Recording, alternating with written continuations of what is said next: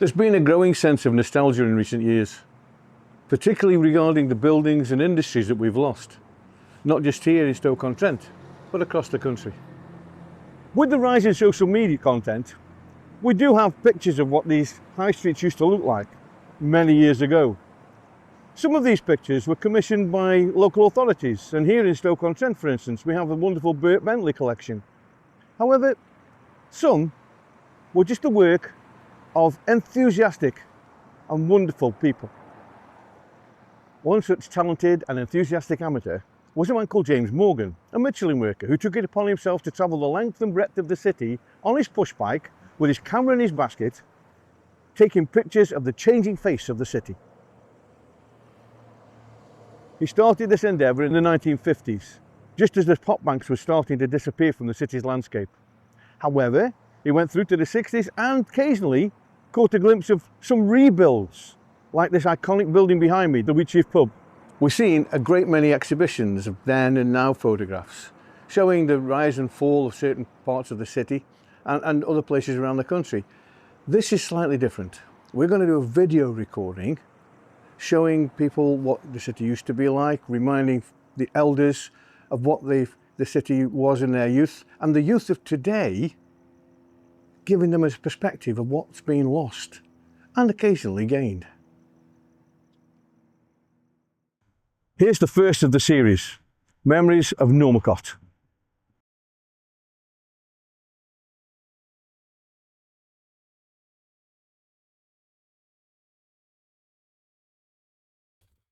But basically, we're just going to talk about what you remember about Spring Road and Normacot more than anything else, because I was only about, 3 when we left, so my memories are a bit sketchy. I've got some vivid ones, but I haven't got many.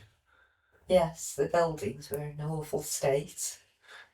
They were tumble down terrace properties.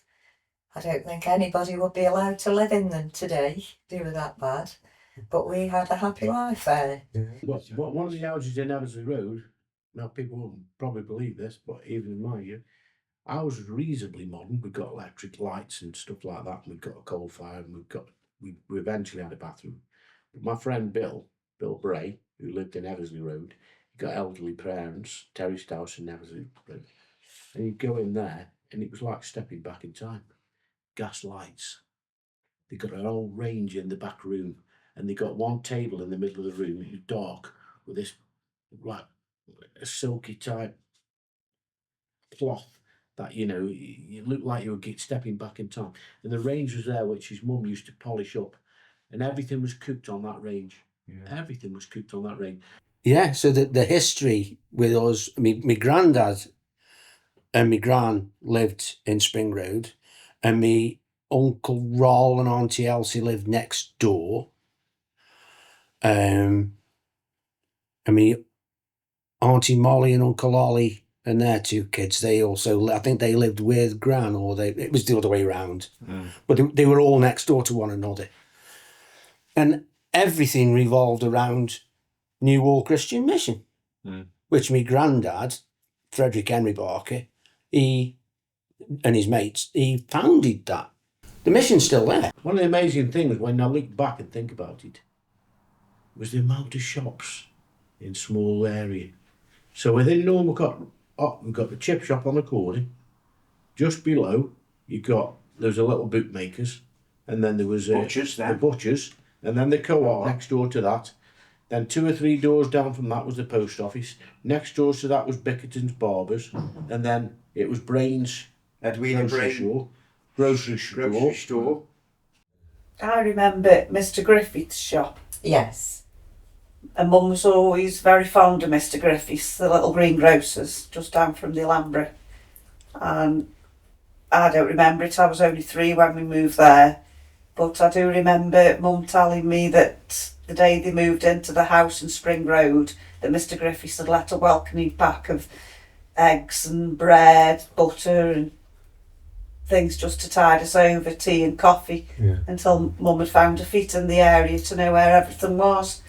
And she also said that he knew Mum was a Catholic, and he took her down in his own car down to the old St Gregory's Church, and down to where the school is so she could get us enrolled in the school, which people were very community minded then, and they all helped each other.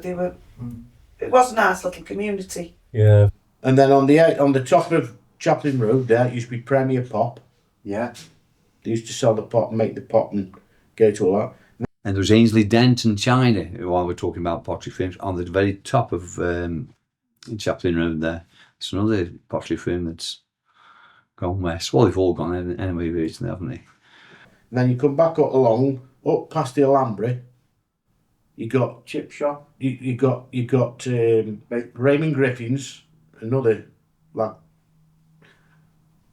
I don't know, cornflakes and tin store, what they could confectionaries, and used to say, well, in all honesty, once again it was a shop as big as this. You went in and say you could literally go into Raymond Griffin's shop and say, could I have half a pound of cheese, please?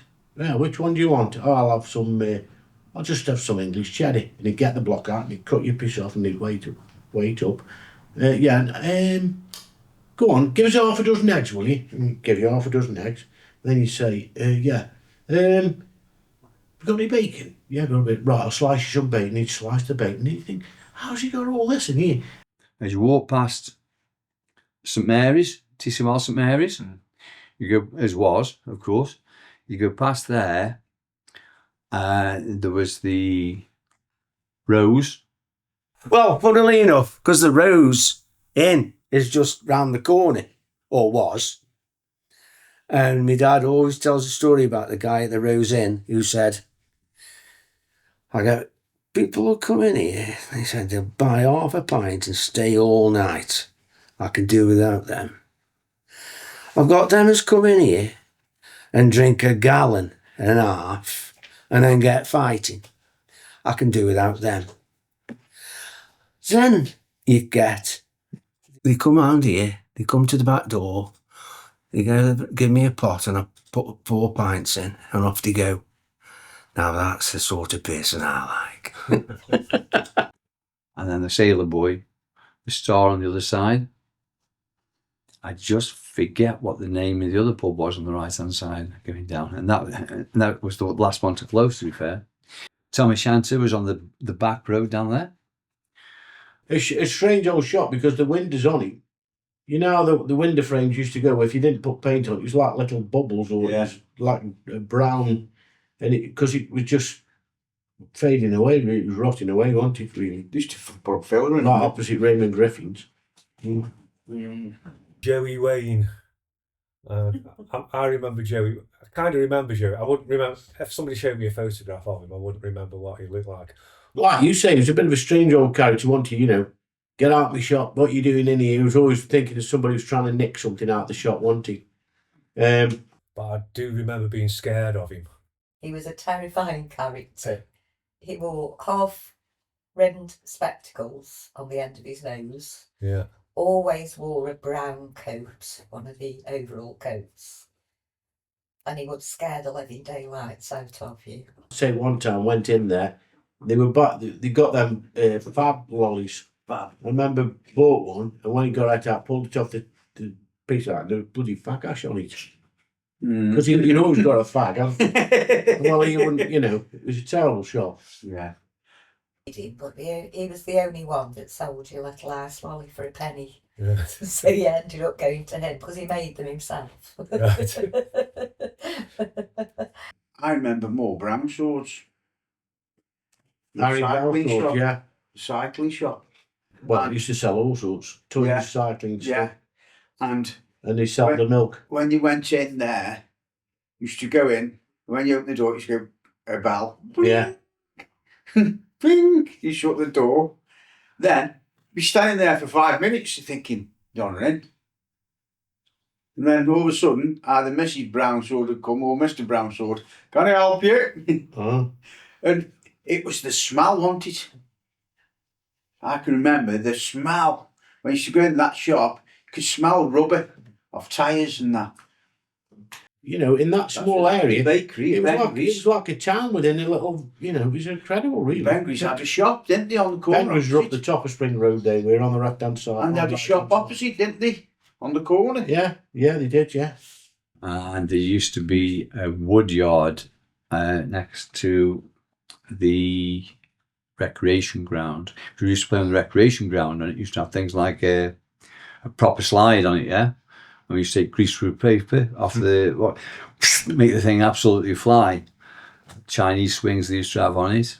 I was going to say witch's hat, but I don't think it was a witch's hat. You never hear now so much. I always remember when I was a kid, the sounds of Normacot. Because it was a live Normacot, was it? People, what do you mean, the sounds of Normacot? Well, you could come out of our front door, you could hear that thud, thud, thud, like on a oak board or what have you. It was where the butcher was chopping the meat. Yeah. And you could hear that, and you go in the butcher's shop and there's sawdust on the floor. My maternal grandfather worked for Bengries, Oh, right, yeah. Lee's Taylor Lumley. They came down from Oldham, again, sometime in the 20s. And he was a big man, and he used to mix the dough with his arms. He's a big bloke. The chip shop was just a fascinating place because it was on the corner. Everybody used to tell us it was the best chips ever. It was, weren't they? Everybody, even today, who remembers it, says they were the best chips ever. And because of the angle of it, it was like the Ironstone buildings, but it was such a funny angle that when you were in it, there was no room that was square. It was the most awkward place on earth, to put any furniture or anything like that. Massive rooms. Big room. Well, I wouldn't say they were that big, My but they mum were bedroom, awkward shaped massive. rooms. It was a strange building, but it was. I can remember it as a youngster. We had no bathroom. I mean, I remember the kitchen had like one of those big square sinks in is it the Belfast sink or something? Yes, But we only one tap. we only had cold water, and Mum bathed me in the sink. Yes, that's right. And then you lot had a tin bath, I would imagine, or was it That's something? right. Tin Yeah. bath in the fire in the middle room, Yeah. and it was always on a Saturday because on Sunday morning you had to go to mass, so you had to be clean for go to mass on a Sunday. We had no bathroom for a start when I was there. It was an outside loo, which you had to go down the side, and we had a little gate which would come through where our back door was. Went through the gate. Then there's 2 toilets down the bottom. One was for Mr. Busby next door, and because it was on an angle, you got 3 or 4 houses that all sort of culminated in this little backyard place, which was all separately cordoned off, depending on which house you were. So we got ours there, it was very small, and then there was like a joint backyard, and then another gate here, which was a small one for Mr. Busby's, and then I can't remember the name of the people who were there. And it was strange.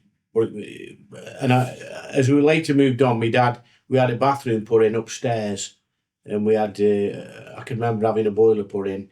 I remember in our backyard, there was it looked like it was a metal thing with a load of soil going over it or something, or No, we had I can't. the usual backyard Mm. with the bricks around it, and then you walked up the entry, and there was an actual garden with an old tumble-down shed, which we used to play on the roof. The bungalow itself, as you came along through the front door, there's a door through the left, and you go through into where the chip shop was. But there was a cellar at that door, with steps down into this old cellar. Now, when we first moved in there, I didn't really know a great deal, but the cellar down there used to house all the coal, because old man Guy, who lived up the road, used to come up with his horse and cart, with his leather thing on, with all the metal studs in, with his coal.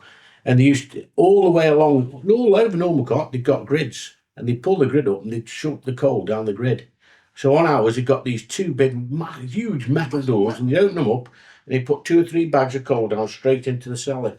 And my dad when coal went away, when we had natural gas, we still had bits of coal, but not as much. We still had coal fire. But when that had gone, we my dad had it all modernised downstairs. He got tiles and he bricked it up and made it into like a preparations room. So my dad used to make all the potatoes. So all the taters would come in and they'd store them down below on these pallets. And my mum would, every morning I'd get up, I'd be waking up to the sound of the potato machine going, and my mum preparing the vegetables, preparing all the stuff for the shop in the day.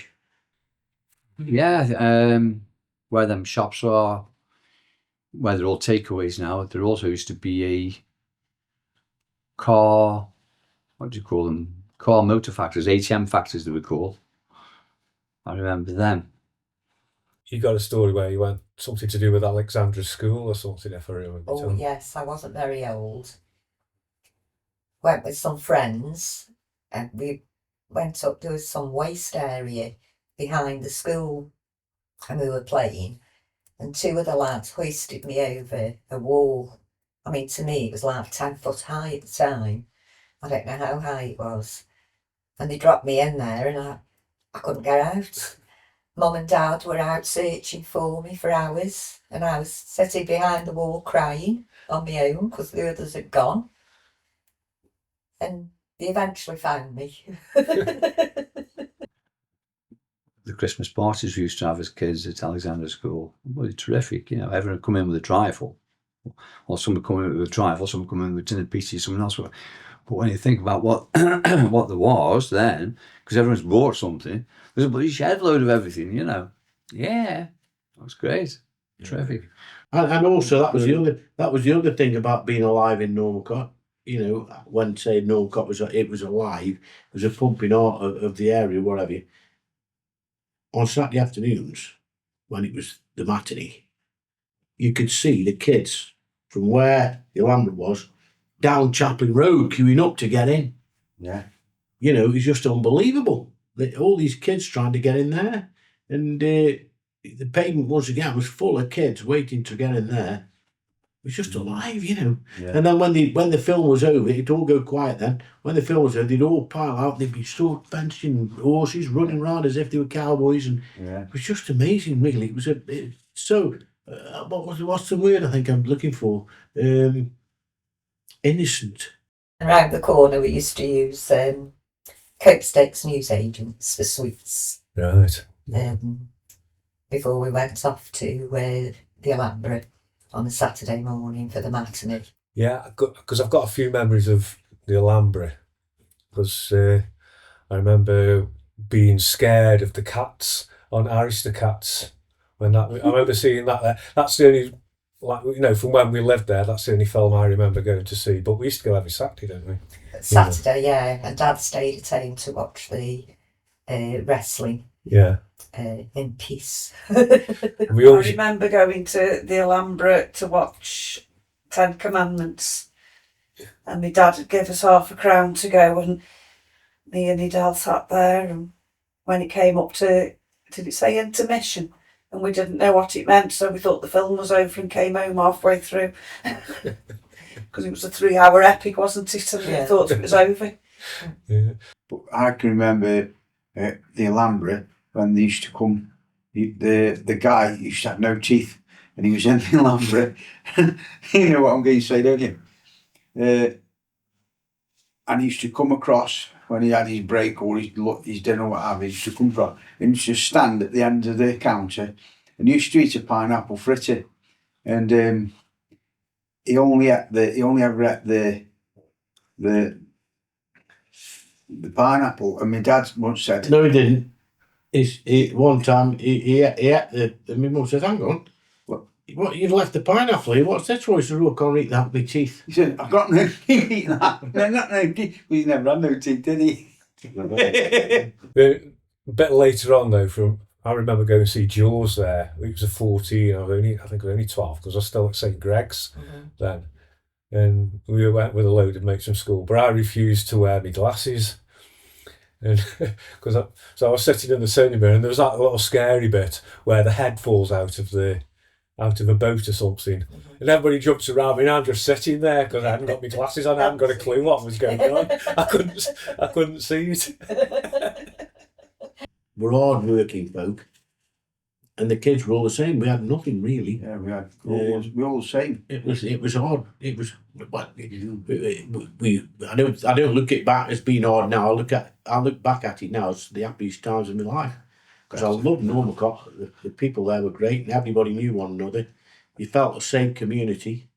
If you stepped out of line, they'd tell your parents, and the parents get on. It was a real lovely community in some ways. Yeah. In fact, my wife, who lived in a modern bungalow in West Cuddy, she envies me because it was such a wonderful life. Great. With a great community spirit. You know, it was amazing, really.